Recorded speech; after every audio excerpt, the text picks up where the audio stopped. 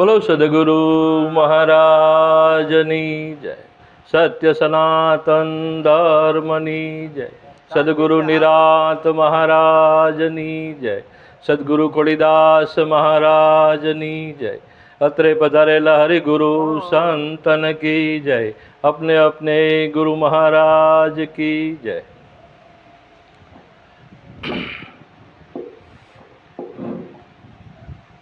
ખૂબ સુંદર એવો આજનો મહિમા બોટાદના આંગણે અમારે રાજુભાઈ ગોહિલ જેમના માતુશ્રી પરમ પૂજ્ય પરમ વંદનીય શારદાબાના અવસાનના આજે 5મા દિવસે શબ્દ પુષ્પાંજલિ અર્પણ કરવા માટે અમારે બોટાદના નિરાત મંડળના મહાપુરુષો આજે ઉપસ્થિત રહી પોતે પોતાનો ભીતરનો ભાવ ખૂબ સુંદર રીતે રજૂ કર્યો, સદગુરુ મહિમા સમજાયો.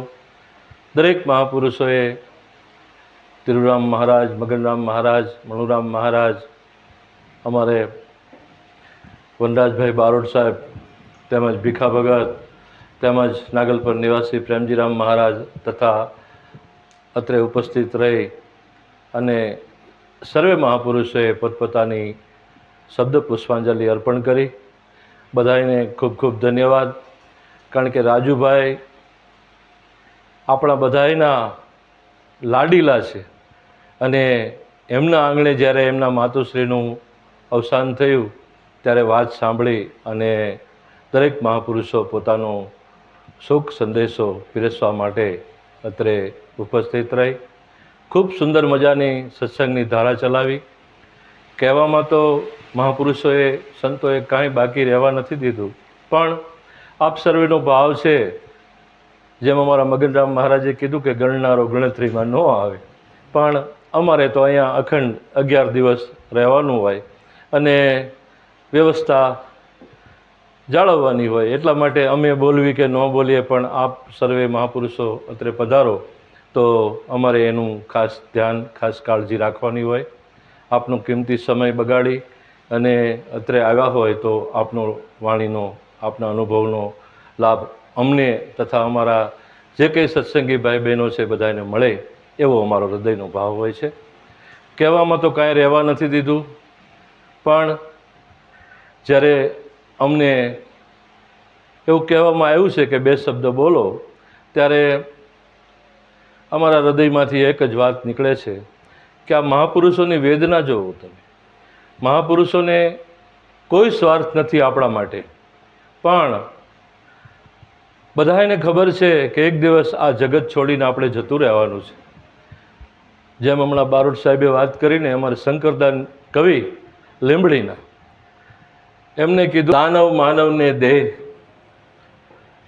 દાનવ માનવને દેવ, સંત ભગતને સોત, આ સૌની માથે મોત, આવું સાચું ભણે શંકરા. આ વિશ્વમાં દાનવ હોય, માનવ હોય, દેવ હોય, સંત હોય, ભગત હોય અને અથવા સૌ કોઈ હોય, આ બધાની માથે મોત, આવું સાચું ભણે શંકરા. અને અમારા બારોટ સાહેબ ઘણીવાર એમની ચારણી સાહિત્યમાં પણ ઉલ્લેખ કરે છે. બોલો 60 વાળું, હે બોલો, કડી બોલો એકાદી.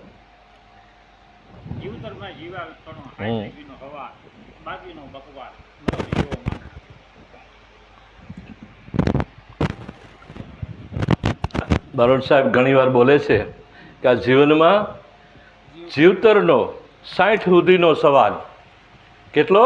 60 વર્ષ સુધીનો સવાલ, બાકી બધો બકવાદ, જીવો કે મરો માંડણા. કવિ માંડણની આ કૃતિ છે. કવિ માંડણે આવું કીધું કે 60 વર્ષ સુધી આ શરીર બરોબર હાલે, ચાલે, બોલે, બેસે, ત્યાં સુધીની આ બધી મજા છે. 60 પછી કાંઈક ને કાંઈક જાગે, કાંઈક ને કાંઈક શારીરિક આધિ, વ્યાધિ, ઉપાધિ આવું બધું થાય, એટલે ભજન થઈ શકે નહીં. એવું આપણને આ બધા સંતો આપણને પોકારીને કહે છે, પણ છતાંય આપણી ચામડી એટલી જાડી થઈ ગઈ છે કે આપણે પાછું વળીને જોતા નથી. જાગી જવા જેવું છે. આ આપણને સંતો બધાય જગાડવાની કોશિશ કરે છે, આવા શબ્દ બાણ મારે છે. અને જો જાગી જવીને એકાદો શબ્દ લાગી જાય ને, ધીરુ મહારાજ સાહેબે ખૂબ સુંદર વાત કરી, કેટલું બધું ધીરુ મહારાજ સાહેબે આપણને કીધું, એમાંથી કાંઈ નહીં, પણ એકાદો શબ્દ જો ઉતરી જાય ને તો આપણો બેડો પાર થઈ જાય એવું છે. એક શબ્દ ખાલી, એક શબ્દ ગુરુદેવ કા, તાકા અનંત વિચાર, થાકે મુનિજન પંડિતા, એનો વેદ ન પામે પાર. એક શબ્દની જરૂર છે. આટલા બધા શબ્દો કીધા, એમાંથી એકાદો કદાચ આપણા જીવનમાં ઉતરી જાય. મહાપુરુષો તો આમ ઘેરામાં ઘા કરે, આણંદો કે પરમાનંદાને કર ઘેરામાં ઘા. આ કચ્છી ભાષા છે. આણંદ અને પરમાનંદ બે ભાઈઓ થઈ ગયા, કવિ હતા. એ એકબીજાને એમ કહે છે કે આણંદો કે પરમાનંદાને કર ઘેરે મેં ઘા, લગે વાણેંદે લંગદી, બાકી ખણી વીંદો વાહ. જેને લાગે એને લાગશે ને બાકી પવનમાં જતું રહેશે. એમ સંતો મહાપુરુષો આવા શબ્દોના બાણ મારે છે. જેને લાગે એને લાગી જાય, એનો બેડો પાર થઈ જાય. બધાને ન વાગે, કોકને સબરકા થાય, કોકને કાન સોસરો નીકળી જાય અને કોકને હૃદયમાં ચોંટી જાય. આ વાત એવી છે. એટલે આ સંતોનો સંગ મરણે ન મૂકે. અને ખૂબ સુંદર વાત થઈ કે ભાઈ, જેના ઘરની અંદર સાધુ સંતો, આવા ભક્તો, આવા મહાપુરુષોનું આવન જાવન હોય, એ ઘરની અંદર સત્સંગ કાયમ માટે ટકી રહે, કાયમ માટે ટકી રહે, અને એના હૃદયમાં કાયમ ટકી રહે, અને એના વંશ વારસોમાં, એના કુટુંબ પરિવારમાં પણ ટકી રહે. પણ જાગર નહીં કથા કીર્તન, અમારા બારોટ સાહેબ બોલે છે ઘણી વાર, એ જેના ઘરે કથા નહીં, કીર્તન નહીં, નહીં સંત મિજબાના, એ ઘર નહીં, પણ એ રાત પડે શમશાના. ત્યાં રોજ રાતે કાંઈક ને કાંઈક નવા જૂની થયા કરે. પણ સંત ચરણ હોય, જ્યાં સંતના ચરણ પડતા હોય, જ્યાં સંતોનું આવન ગમન હોય, ત્યાં સ્વર્ગ અને સ્વર્ગ જ હોય કાયમ માટે. આ મહિમા છે સંતોનો. અને સંતોને પોતાના આંગણે સંતોષીને જે આંગણે લાવે ને, એને શું કહેવું? એને તો એમ કહેવાય કે જનની જણતો ભગત જણજે, કાં દાતા ને કાં સુર, નહીંતર રેજે વાંજણી મત ગુમાવી સ્નુર. એ આવા સંતોને આંગણે તેડાવી, વિનંતી કરી અને પોતાના ઘરે લાવી 2-5 સારા શબ્દો બોલાવશે, કોકને સંભળાવશે, તો આપણું તો કલ્યાણ થશે, પણ બીજાનું પણ કલ્યાણ થશે. બીજી વાતો કરવા કરતાં જો આવો ભાવ જાગે કે દરરોજ આપણે સત્સંગ કરવી, દરરોજ આપણે આવા સંતોને તેડાવી, અને કાંઈક નવી વાતો, સંતોના મુખમાં પડેલી વાતો, સંતોના અનુભવમાં પડેલી વાતો આપણા જીવનમાં જો આવી જાય, તો આ આપણું બેઠેલું છે એ સાર્થક થઈ જાય. નકર 11-12 દિવસ તો આપણે આમનામે આપણે બીજી સંસારિક વ્યવહારિક વાતો કરીને આપણે કાઢી જ નાખવાના છીએ. પણ આમાં એવી સંસારી વાતો કરવાવાળા ન આવે. તમે જો, દુનિયાના ડાયા માણસો આમાં ન આવે નથી. હું જોઉં છું, દુનિયાના ડાયા, જેને આપણે પટેલ કહેવી, આગેવાન કહેવી, એવા કોઈ આમાં ન હોય. આમાં કેવા હોય? આમાં જ્ઞાની હોય, જ્ઞાનના પીપાસુ હોય. આમાં માતાઓ બહેનો બધા બેઠા છે, એ બધા કેવા છે? પીપાસુ છે. એક હું જ્યારથી જોઉં ત્યારથી ધીરુ મહારાજનું પ્રવચન ચાલુ થયું, બીજા સંતો બધાએ પોતાની ધારા ચલાવી, ત્યાં એક ધારા માતાઓ બહેનો બધા બેઠા છે. આપણે બધા બેઠા છો, પણ ક્યારે? આપણે બધાને પીપાસા છે. ભલે આપણી સભા નાની છે, પણ સભા જ્ઞાનીની સભા છે. અને બધાને એક લક્ષ્ય છે કે નહીં, કંઈક આ વાતમાં જાણવા જેવું છે. અમથા તો આ બધા મહાપુરુષો ઉજાગરો ન કરતા હોય ને, એ ઉજાગરો નથી કરતા, આપણને જાગરણ કરાવે છે, અને જાગી જવા જેવું છે. એટલે આ મહિમા છે. વાત તો ટૂંકમાં કહેવાની હોય, આના આપણે ગમે એટલા ઓલા કરવી તો એનો પાર આવે એવું નથી.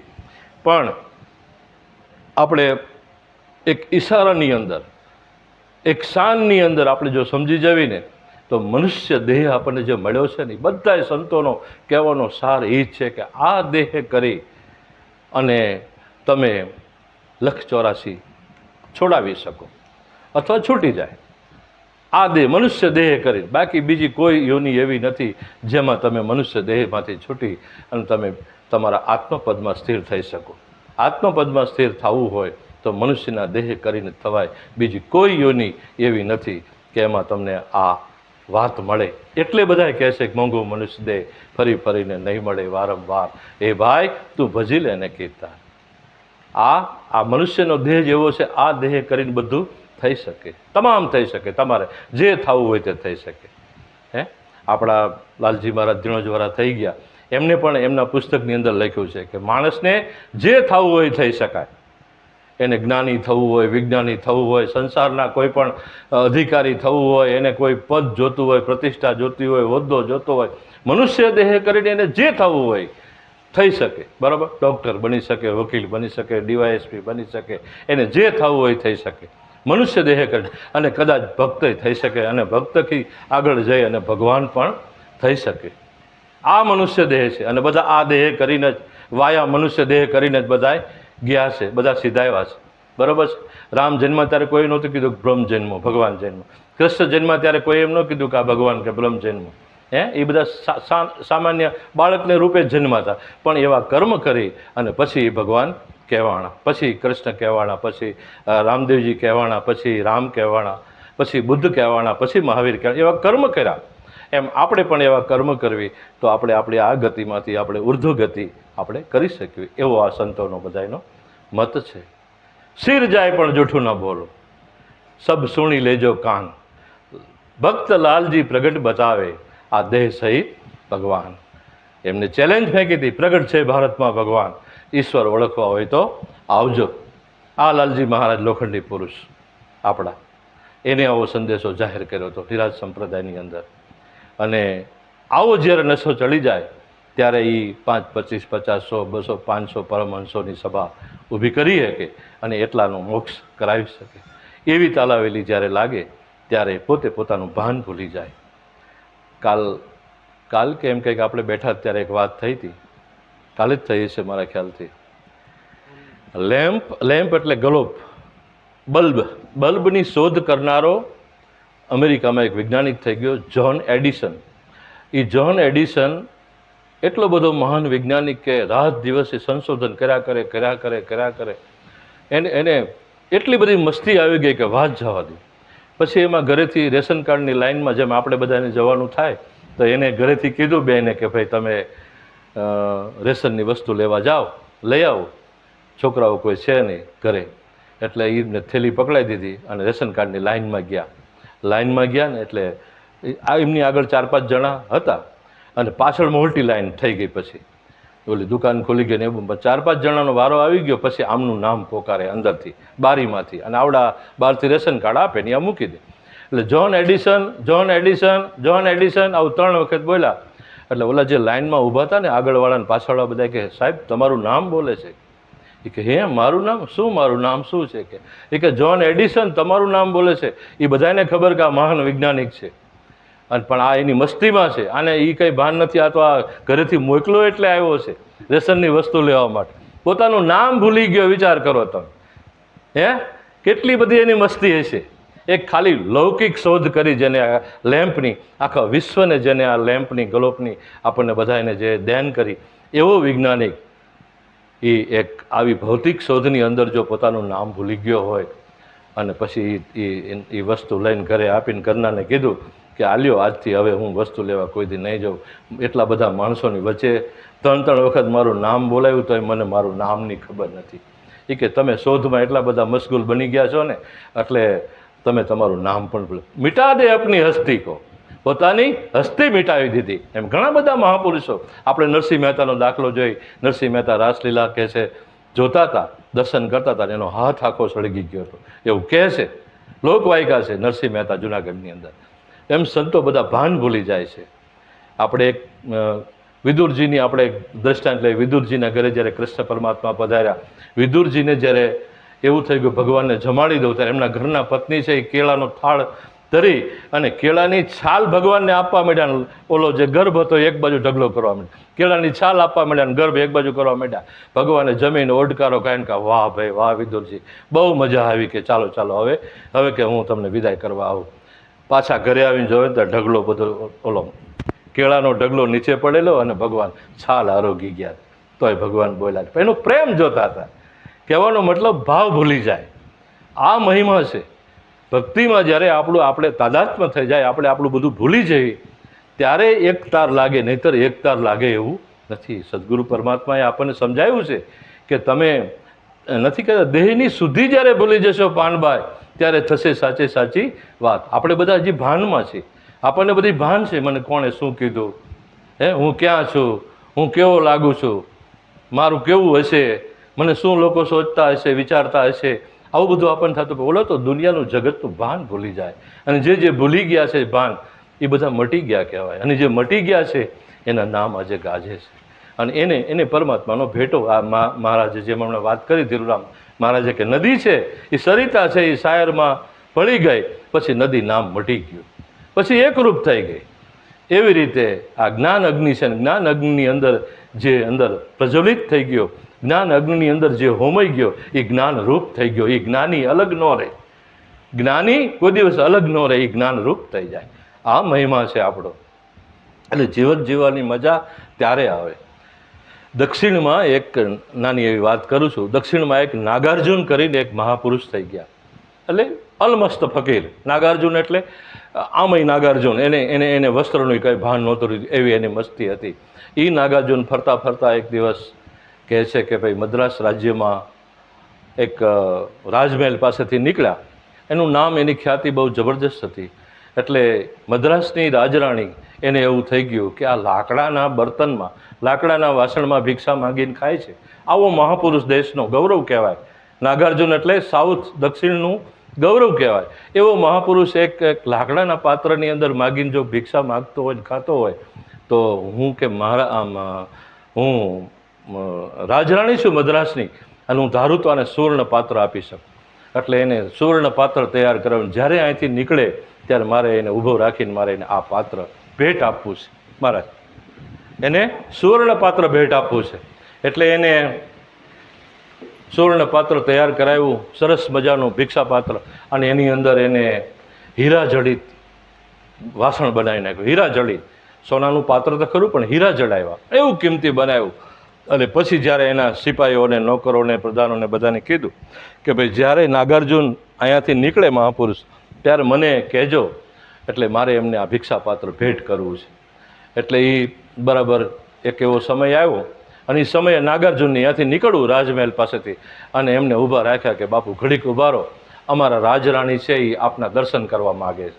એટલે રાજરાણીને કીધું. રાજરાણી તૈયાર જ હતા, ભિક્ષા પાત્ર સુવર્ણનું લઈ આવીને સીધું એમના ચરણ કમળમાં મૂકી દીધું. બાપુ, હું એક રાજરાણી છું, આપને બીજું કાંઈ આપી શકું એવું નથી, પણ એક આ નાનું એવું ભિક્ષા પાત્ર છે, એ મારા રાજ્યના તમે આવા મહાપુરુષ છો તો એ સ્વીકાર કરો. એટલે આ બહુ ઊંચી કક્ષાનું, આની જ્ઞાનની પરાકાષ્ઠા બહુ ઊંચી હતી.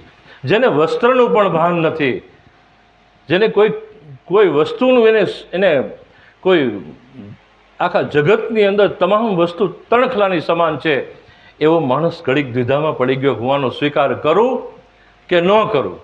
મારે લાકડાનું મારે ભિક્ષાપાત્ર હોય તોય ભલે, અને સુવર્ણનું હોય તો ભલે, હીરા જડિત હોય તોય ભલે, મારે શું ફેર પડવાનો છે? હાલો ને, જો આનો પ્રેમ હોય અને એનું જો મન રાજી થતું હોય તો ચાલો સ્વીકાર કરી લો. આ કોઈ સામાન્ય જ્ઞાની નહોતો, બહુ પરાકાષ્ઠા હતી જ્ઞાનની. એટલે એને તરત જ ભિક્ષાપાત્ર સહન હાથમાં લઈ લીધું અને સ્વીકાર લીધું કે તથાસ્તુ, જાઓ, તમારું કલ્યાણ થાવ. અને રાજરાણી રાજી થઈ ગયા, અને આ ભિક્ષા લઈ અને નીકળી ગયા અહીંયાથી. આ નાગાર્જુન ત્યાંથી નીકળી ગયા, ને એ બરાબર ગામની અંદર, નગરની અંદર એક મહાન ઠગ એટલે ચોર રહેતો હતો.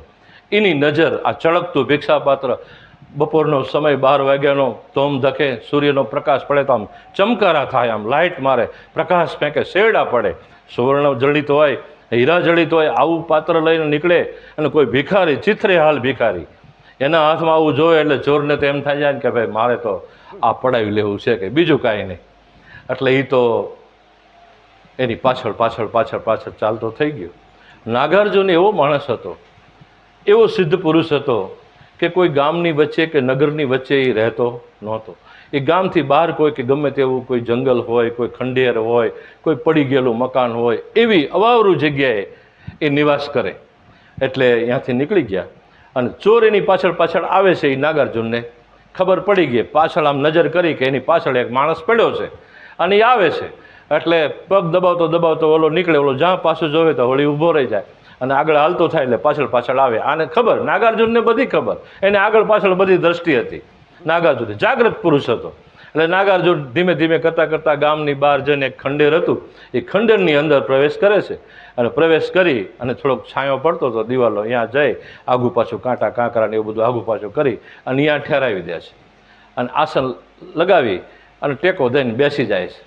એટલે જોર આવી અને બહાર ધોમ ધડકો તાપ, એવો તાપ અત્યારે જે આપણે તાપ પડે છે ને 40-45 ડિગ્રી, એવો તાપ. એવા તાપની અંદર બહાર બેઠો ઓલો અકળાય છે, આગો પાછો થાય છે, થોડોક અવાજ ખખડાય છે, નળિયા બળિયા ખખડે એવો અવાજ આવે છે. એટલે આના દિલમાં દયા આવી. મહાપુરુષ હોય ને એને હંમેશા દિલમાં દયા આવે. અને દયા વસ્તુ એવી છે, દયા બહુ દયા ધર્મ કા મૂળ હૈ. શું છે? ધર્મનું મૂળ દયા છે. સંતો બહુ દયાળુ હોય એટલે એને તરત દયા આવી ગઈ. એને એમ થઈ ગયું કે હવે આટલો હેરાન થાય છે, આ શેના માટે થાય છે? આ સુવર્ણ પાત્ર માટે થાય છે, આને બીજું કંઈ છે નહીં.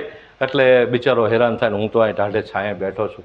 એટલે એમને સુવર્ણ પાત્રનો ઘા કર્યો બહાર. શું કર્યું? સુવર્ણ પાત્રનો ઘા કર્યો. ઘા કર્યું ને એટલે ઓલો તો ઘડીક દગાઈ ગયો. ઓલો ચોર ઘડીક દગાઈ ગયો, વિચારમાં પડી ગયો કે જેના માટે હું ફાંફા મારું છું, મારી હાથ પેઢીનું હાજુ થઈ જાય, આ એક ખાલી પાત્ર લઈને જાઉં ને તો એના માટે એ માણસને આની કોઈ કિંમત જ. આને તો ઘા કર્યો. એટલે ઘડીક તો ગભરાઈ ગયો કે શું થશે એમ. એટલે ગભરાઈ ગયો એટલે આ દોડીને ધીમે કરતા એને હાથ લંબાયો આમ સુવર્ણ પાત્રને અડ્યો.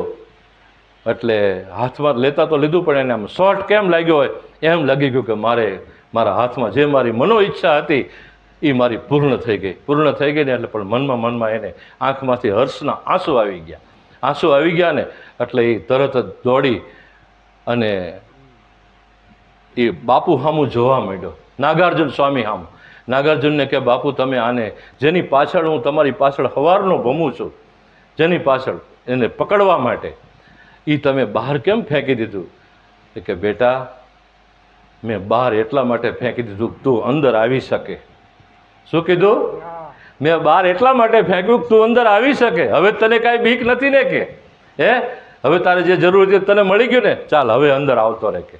અને આવીને બાપુના પગમાં પડીને ધ્રુસકે રડવા માંડ્યો કે બાપુ આવી મહાન હસ્તી મેં વિશ્વમાં કોઈ જોઈ નથી. આવી મહાન હસ્તી વિશ્વમાં કોઈ જોઈ નથી ને આવો કોઈ દાતાર માણસ મેં જોયો નથી. અને આપના જેવાના દર્શન કરીને હું ધન્ય થઈ ગયો છું. હવે મારે કાંઈ જોતું નથી. કે નહીં, તારે હજી કાંઈ ઘટતું હોય તો હજી માગી લે કે આજ મોકો છે કે. અને હું તને સવારનો જોઉં છું, તું મારી પાછળ ફરે, પણ તારે જરૂર આની હતી. શેની હતી? ભૌતિકની. હજી આથી ઊંચી એક વસ્તુ છે કે જો તારે જોતી હોય તો માગી લે બેટા. એ કે બાપુ તો મને દઈ દો કે આ તો તમે મને આપી દીધું કે આ તો તારું હાથ પેઢીનું હાજુ, હવે તારે ચોરી કરવાની કાંઈ જરૂર પડશે નહીં. પણ હજી તારે બીજું જોતું હોય તારી 71 પેઢીનું હાજુ થઈ જાય. કેવું? એવી ચોરી કરી લે, ચિત્તની ચોરી. સંતો મહાપુરુષો પાસે એ વસ્તુ પડી હોય ને એટલે એવી તને વસ્તુ આપું. કે શું? એને ગુરુ દીક્ષા આપી દીધી. ત્યાં ખંડેરમાં. પછી તો આને એમ થઈ ગયું કે હવે આ પાત્રને હું લઈ જઈને કરું શું? એને બધી વસ્તુ તણખલા જેવી થઈ ગઈ. એને આખો સંસાર એને તણખલા જેવો લાગવા માંડ્યો, બધું ન્યોસાવર લાગવા માંડ્યું. ત્યારે જ આ માણસ આ બધું છોડીને જઈએ કે ને ભગવાન બુદ્ધ રાજકુમાર હતા. કેટલી બધી એમને સત્તા સંપત્તિ બધું હતું, છતાંય બધું છોડીને નીકળી ગયા હતા. ભગવાન મહાવીર એ રાજકુમાર હતા, ભગવાન રામ એ રાજકુમાર હતા, ભગવાન કૃષ્ણ એ રાજકુમાર હતા. આ બધાને કેટલી સત્તા સંપત્તિ હતું, બધું છોડીને નીકળી ગયા હતા. અને આપણે બધા શું કરીએ છીએ? આ ભૌતિક પદાર્થને પકડવા માટે આપણે બધા દોડી રહ્યા છીએ અને એ ભૌતિક પદાર્થને છોડવા માટે દોડી રહ્યા છે. એટલે કે તું આનાથી છૂટી જા ને એટલા માટે એક તને મહામંત્ર આપું. શું? કે તારે ચોરી કરવી હોય તો કરજે, પણ એક વાત તને કહી દઉં, હોશમાં રહીને ચોરી કરજે. કેવો? હોશમાં રહીને, બેહોશમાં રહીને નહીં. હોશમાં રહીને ચોરી કરજે એટલે તું ભાનમાં હોય ચોરી કરજે. ચોરી કરે ને ત્યારે માણસ ભાનમાં ન હોય, ક્રોધ કરે ને ત્યારે માણસ ભાનમાં ન હોય. ક્રોધ અને હોશ બે સાથે રહી શકે નહીં. કાં તો એ ક્રોધ કરી શકે અને કાં તો એ ભાનમાં રહી શકે.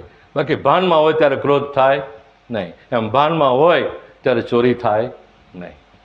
એટલે એને એક મહામંત્ર આપ્યો કે ભાઈ હોશમાં રહીને ચોરી કરજે. એટલે એને તો આ પાત્ર ઘરે જઈને આપી દીધું. કીધું કે હવે મને આ સંસારમાં કોઈ રસ નથી, હવે હું ભલો ને મારા ગુરુ મહારાજ ભલા. તોય એના બાળ બચ્ચા કે ભાઈ એક વખત તો કે હવે ચોરી કરી આવો થોડીક, કે પછી કે તમારે જે કરવું એ કરજો. તો કે જાઉં હું. એટલે બધાએ બહુ કીધું કે આપણો ધંધો છે બાપ દાદાનો ચોરી કરવી. તો કે તમે બધા બહુ કહો છો તો એકવાર જાઉં કે. અને ગયો એ રાજાના મહેલમાં પડ્યો. રાજાનો મહેલની અંદર જઈને તિજોરી ખોલીને અંદર જોયું તો મોટા હીરાન, માણેકનો, મોતીન, સુવર્ણના અલંકારો, કાંઈક વસ્તુ પડેલી, આખો ખજાનો આખો ભરેલો. અને જોયું ને તો બધા રાજા ને રાણી, પ્રધાન ને રાજકુમાર ને રાજરાણી બધા ઘસઘસાટ ભર ઊંઘમાં સૂતેલા હતા. એટલે એને જોયું કે આ તો બધા કોઈ હોશમાં નથી અને હું હોશમાં છું. મારા ગુરુજીએ કીધું છે કે હોશમાં હોય ત્યારે ચોરી થાય નહીં. અને આ તો બધા બેહોશ પડ્યા છે. બેહોશની ચોરી મારે કરાય? તો હું હોશમાં છું એ બધો એને જે ખજાનો હતો ને એ ઢાંકી અને પાછલા બાણેથી ઉતરીને ઘરે આવીને સૂઈ ગયો. ત્યારથી એને કોઈ જિંદગીમાં ચોરી કરી નથી. આ સંતોનો, મહાપુરુષોનો સંગ છે અને એ સંગના કારણે આપણું બધું જીવન ધન્ય બની જાય છે. એક શબ્દ કદાચ મળી જાય, એક શબ્દ આપણા જીવનમાં ઉતરી જાય તો આપણે જગ જીતી જવી. આ સંસારમાં આવ્યા પ્રમાણ કહેવાય. બાકી તો શું છે? બાકી જબ તું આયા જગત મેં જગ હસે તુમ રોય, કરની એસી કર ચલો તુમ હસો જગ રોય. એવું કોઈ કર્મ થઈ જાય જીવનમાં કે જેથી કરીને આપણું નામ યાદ આવે ને તો લોકોને આનંદ આવે. લોકોને આમ પ્રેમના આંસુ આવી જાય કે આ વ્યક્તિ આવી થઈ ગઈ. બાકી તો ન કરતો આપણે ગયા પછી કોણ કોને યાદ કરે છે? ઓલું વર્ષે આંતરિયાળ એમ કહે છે ને, વર્ષે આંતરિયાળ, પછી મહિને મહિને, ક્યારેક અઠવાડિયા, ક્યારેક 15 દિવસે, ક્યારેક 12 મહિને, ક્યારેક વર્ષે દાડે, ક્યારેક 3 વર્ષે, એમ સંભાળતા સંભાળતા પાછા ભૂલી જાય. પણ ભૂલે નહીં. આપણે રામને, કૃષ્ણને, બુદ્ધને, મહાવીરને, તુલસીદાસને, કબીર સાહેબને, નરસિંહ મહેતાને, મીરાબાઈને, ગંગા સતી પાનબાઈને, જેસલને, તોરણને આપણે બધા શું કામ આપણા કોઈ હગા થાય છે? કેમ યાદ કરવી છે? પણ જીવન એવા જીવી ગયા જેથી કરીને આ સંસારની અંદર આપણે બધાને એમને યાદ કરવા પડે છે. આવો સંતોનો મહિમા છે. આ મહિમાની અંદર આપણે રહેવાનું છે. બધાને આપણે જાગી અને જીવવાનું છે. હોશમાં રહીને જીવવાનું છે. હું શું કરું છું બસ એટલું ખાલી ધ્યાનમાં રહે તો એને જાગ્રત કહેવાય. અને જાગ્રત નગરીમાં ચોર ન લૂંટે. જે જાગી ગયા એનાથી કાંઈ અવળું કામ થાય નહીં. ભાનમાં હોય હું કોણ છું, મારાથી આ થાય કે ન થાય, બસ આટલું ખ્યાલ રહે ને તોય આપણો બેડો પાર થઈ જાય. ખૂબ ખૂબ સંતો મહાપુરુષે આપણને પ્રસાદી પીરસી છે. અને પાછેરામાં પૂણી મેં પણ થોડુંક મારે બોલાઈ ગયું છે. તો સૌ પોતપોતાની રીતે લક્ષમાં લેજો. સંતોનો સંદેશો આપણા જીવનની અંદર ઉપયોગી હોય છે. આવો લાભ વારે વારે મળતો નથી. એટલું બોલી મારી વાણીને વિરામ આપું છું. બોલો સદગુરુ મહારાજની.